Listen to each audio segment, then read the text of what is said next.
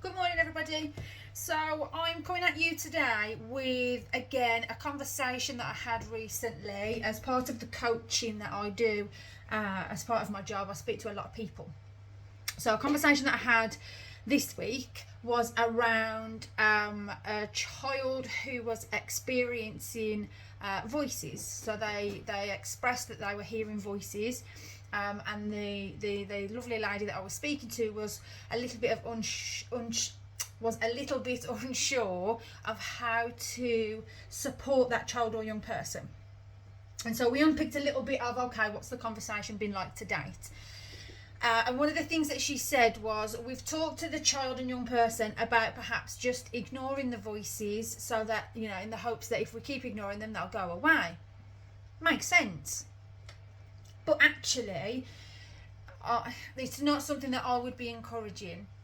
The more you try to ignore something, the more you're paying attention to it.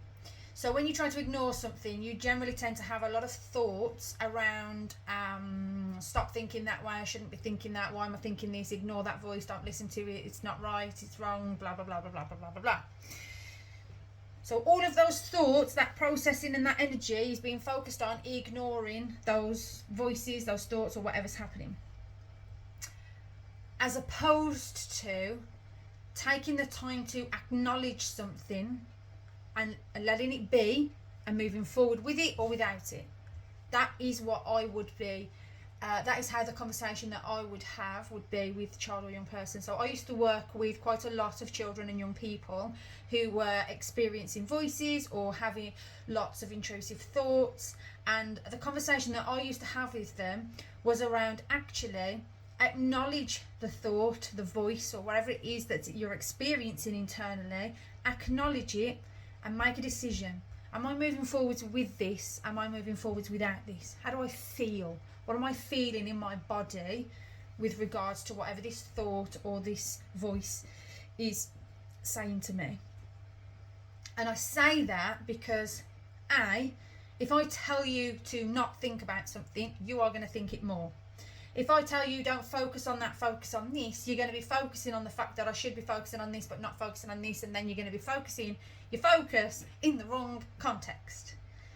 So rather than complicating everything in that way, let's just think about the difference between acknowledging something and focusing on something. So if oh good Lord, what can I use? I'll use my daughter's teddy, why not? If I focus on this teddy, I would say that this is a giraffe.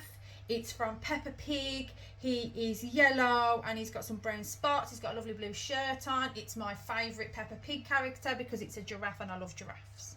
I've focused a lot of time, effort and energy on that. If I say, what's the difference now in acknowledging something, I would look at this and go, oh, that's a giraffe. I've acknowledged it, I've allowed it to be, I've acknowledged its presence, and I'm moving forwards with or without it. There is a key difference between focusing on something and acknowledging something, and sometimes it's a real skill to be able to do either or. If we think about this in the context of education, a lot of the time in English, for example, we teach children to proofread, right? So we'll teach them to read something in full context, or we'll say proofread your work, skim read your work. Essentially that's what we're doing. That's the same skill but applying in a different context, and we're calling it something different. Acknowledging something, that's a really lovely giraffe, that's ever so cute. And focusing on something, this is a giraffe in a blue shirt and it's yellow and it's from Peppa Pig and it's my favourite character, but it's also my daughter's favourite character and she gave it me recently and blah blah blah blah blah blah blah blah blah blah. Focusing and acknowledging are two very different things. This is a skill you need to teach children and young people, and you need to support them with. The more there is a focus on the whole, I'm hearing voices and this is what they're saying and this is blah blah blah blah blah, and I shouldn't think this way and I shouldn't be hearing this voice and I shouldn't, and the more of that goes on, the more difficult it is to move away from whatever these impulsive thoughts are or whatever these hearing voices are. It's also important to try and grasp a context on different things as well. So I say this quite a lot, but it's really important we get to know the children and we get to know what impact are these things having on the children that we're working with. So, for example, if it's in the context of they're hearing a voice, where's this voice coming from? Is this a internal voice talking to you, or does this child or young person feel it's an external voice to them?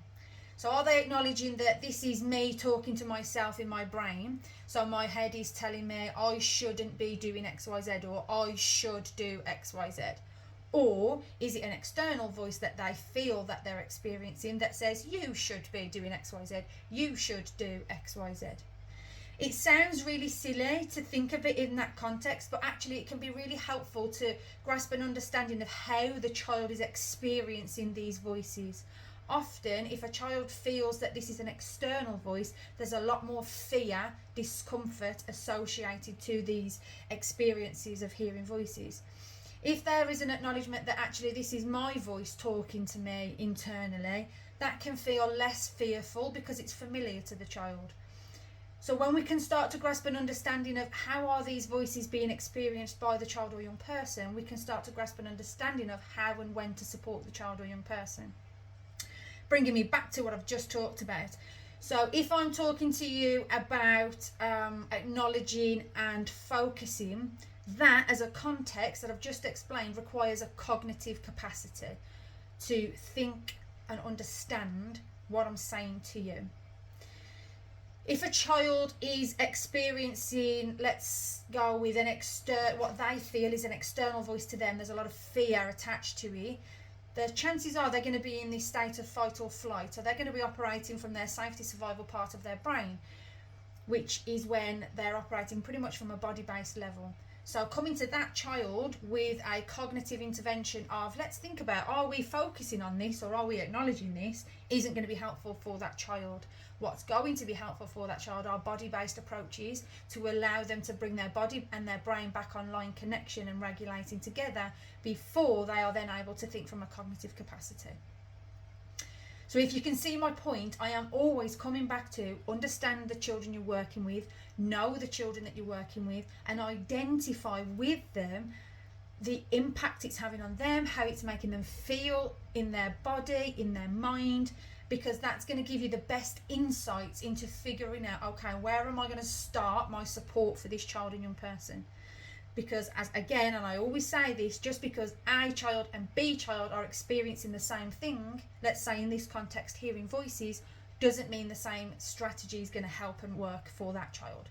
Some children you may be able to jump straight into focusing, acknowledging, and some children you may not be able to. It may need to start with a body-based approach first. But you're not going to know that unless you're taking the time to unpick all of these things with the children to figure out fully how they are experiencing, how it's manifesting for them, the impact it's having on them, how it makes them feel, and all of those other things.